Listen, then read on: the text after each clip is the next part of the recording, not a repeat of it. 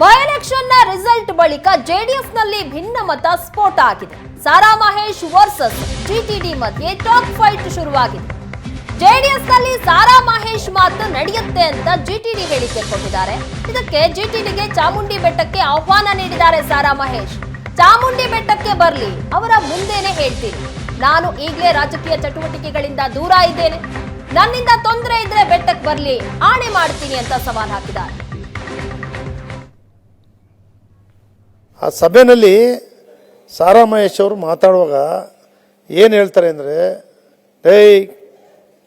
ಕುಮಾರಸ್ವಾಮಿ ಅವರೆಲ್ಲ ಇನ್ನು ಮುಂದೆ ಬಿ ಫಾರ್ಮ್ ಕೊಡೋದು, ಎಚ್ ಡಿ ದೇವೇಗೌಡರಲ್ಲ, ನಾನು ಬಿ ಫಾರ್ಮ್ ಕೊಡೋದು, ನೀವು ಯಾವನ್ ಕರೆಕ್ಟಾಗಿ ಮೆಂಬರ್ಶಿಪ್ ಮಾಡ್ತೀರಿ ಅವನಿಗೆ ನಾನು ಕೊಡೋದು, ನಾನೇ ಬಿ ಫಾರ್ಮ್ ಕೊಡೋದು ಅಂತ ಹೇಳಿದ್ದೆ ಸಾರಾ ಮಹೇಶ್. ಉಸ್ತುವಾರಿ ಸಚಿವನಾಗಿ ಒಂದು ಅಧಿಕಾರಿ ವರ್ಗಾವಣೆಗೆ ಲೆಟರ್ ಕೊಟ್ಟಾಗ ಕುಮಾರಸ್ವಾಮಿ ಹೇಳ್ತಾರೆ ಸಾರಾ ಮಹೇಶನ ಲೆಟ್ರ್ ಬೇಕು ಅಂದರು, ಸಾರಾ ಮಹೇಶ್ನು ಬರಬೇಕು ಅಂದರು.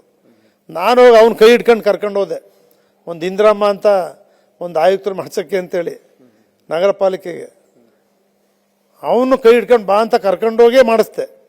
ಅವನ ಹಿಂದ್ಗಡೆಯಿಂದ ಬೇಡ ಅಂತ ಕ್ಯಾನ್ಸಲ್ ಆಯಿತು. ಅವ್ರವ್ರ ಜವಾಬ್ದಾರಿ ಅವ್ರು ನಿರ್ವಹಿಸಬೇಕು, ಏನು ಕರ್ತವ್ಯ ಕೊಡ್ತಾರೆ ಅದನ್ನು ನಿರ್ವಹಿಸಬೇಕು. ನಾನು ಇದ್ದದ್ದು ಮೈಸೂರು ಜಿಲ್ಲಾ ಉಸ್ತುವಾರಿ, ಅವನಿದ್ದು ಕೊಡಗು ಉಸ್ತುವಾರಿ. ಅದು ಪರಮೇಶ್ವರ್ ಅನೌನ್ಸ್ ಮಾಡಿದ್ದು ನನ್ನ ಹೆಸರನ್ನ, ಇವ್ರು ಕೊಟ್ಟಿದ್ದು ಅವನ ಹೆಸರೇ, ಪಟ್ಟಿಲ್ ಕಳಿಸಿದ್ದೆ ಸಾರಾ ಮಹೇಶ್ನ ಹೆಸರು ಉಸ್ತುವಾರಿಗೆ. ಅವರು 224 ಕ್ಷೇತ್ರದಲ್ಲಿ ನಂಬರ್ 1 ಶಾಸಕ ಅಂದರೆ ಸಾರಾ ಮಹೇಶ್ ಅಂತ ಭಾಷಣ ಮಾಡ್ತಾರೆ ಬಂದಿಲ್ಲಿ. ಕೊಡಗು ಉಸ್ತುವಾರಿ ಕೊಟ್ಟರೆ ಮತ್ತೆ ಯಾಕೆ ಸೋತ ಕೆ ನಗರದಲ್ಲಿ? ಕೊಡಗು ಉಸ್ತುವಾರಿ ಕೊಟ್ಟರೆ ಒಂದು ZP ಮೆಂಬರ್ ಗೆಲ್ಸಿನೇ ಪಾರ್ಟಿ ಇದೆಯಾ ಅಲ್ಲಿ?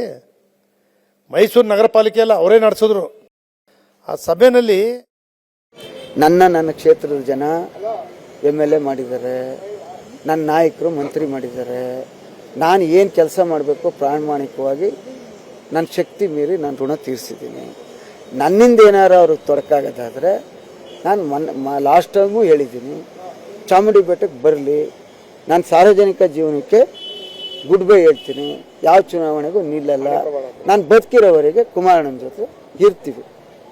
ಅದಕ್ಕೂ ಕಷ್ಟ ಅಂದರೆ ಓಲಿ ಫೋನಲ್ಲಿ ಮಾತಾಡ್ಕೋತೀವಿ, ಇನ್ನೇನು ಮಾಡ್ಬೋದು, ಇಷ್ಟು ಹೇಳ್ಬೋದು.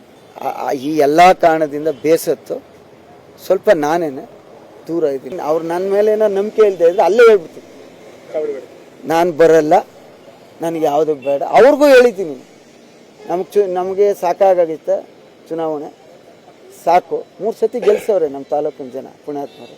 ನನ್ನದೇ ಆದಂಥ ಶಕ್ತಿನಲ್ಲಿ ನನ್ನ ಕೈಲಾದ ಕೆಲಸ ಮಾಡಿದೆ. ಅದಕ್ಕೆ ಈಗ ಸ್ವಲ್ಪ ಪಕ್ಷ ಸ್ವಲ್ಪ ಮನಸ್ಸಿಗೆ ನೋವಾಗಿದೆ ನಾಯಕರುಗಳಿಗೆ. ಇದೆಲ್ಲವೂ ಯಾವತ್ತು ಮಾತಾಡಿದ್ದಾರೆ? ಇವತ್ತು ಮಾತಾಡಿದಾರ? ಆಯ್ತಾ? ಸರಿಯಾದ ವೇದಿಕೆ ಸಿಕ್ಕಲಿ. ನಾನು ಯಾರ ಬಗ್ಗೆನೂ ಮಾತನಾಡಲ್ಲ.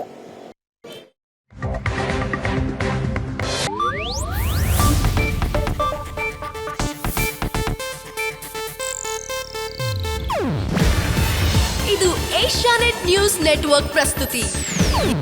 ನೀವು ನೋಡ್ತಿದ್ದೀರಾ ಏಷ್ಯಾನೆಟ್ ಸುವರ್ಣ ನ್ಯೂಸ್.